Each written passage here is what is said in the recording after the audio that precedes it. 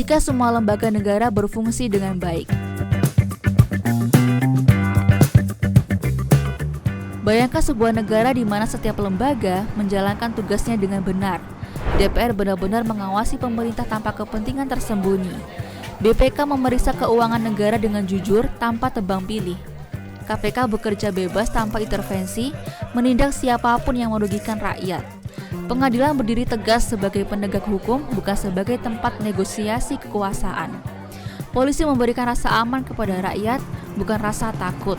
Dan pemerintah menjalankan mandatnya dengan transparan, tanpa permainan pejabat yang merugikan kepentingan publik. Jika semua lembaga negara berfungsi dengan baik, Indonesia akan menjadi tempat yang jauh lebih tenang untuk ditinggali. Tidak ada lagi ruang gelap bagi korupsi dan manipulasi, karena setiap tindakan tercatat, diawasi, dan dipertanggungjawabkan. Ketika lembaga-lembaga bekerja dengan benar, rakyat merasakan langsung manfaatnya. Harga kebutuhan pokok lebih stabil karena regulasi tidak lagi dimonopoli oleh kepentingan tertentu. Pelayanan publik berjalan cepat karena birokrasi tidak tersumbat korupsi. Pendidikan lebih merata karena anggaran tidak bocor. Rumah sakit lebih manusiawi karena sistem kesehatan bekerja sebagaimana mestinya.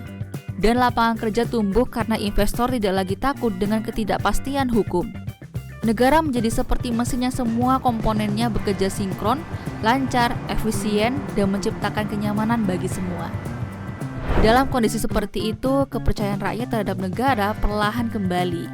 Rakyat tidak lagi mencibir atau mengeluh setiap kali melihat berita pemerintahan, karena mereka tahu lembaga negara bekerja untuk mereka, bukan untuk kelompok tertentu.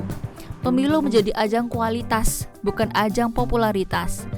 Kritik menjadi bagian dari perbaikan, bukan ancaman bagi kekuasaan. Media bisa melaporkan fakta tanpa takut dibungkam.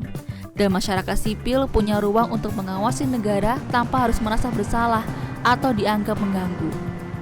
Jika semua lembaga negara berfungsi dengan baik, Indonesia tidak hanya menjadi negara yang tertib, tetapi juga negara yang adil. Ketimpangan berkurang, kesempatan terbuka lebih luas, dan setiap warga negara merasakan manfaat dari sistem yang sehat. Kita tidak lagi hidup dalam kekhawatiran bahwa keputusan penting akan dipengaruhi uang atau tekanan pemerintah.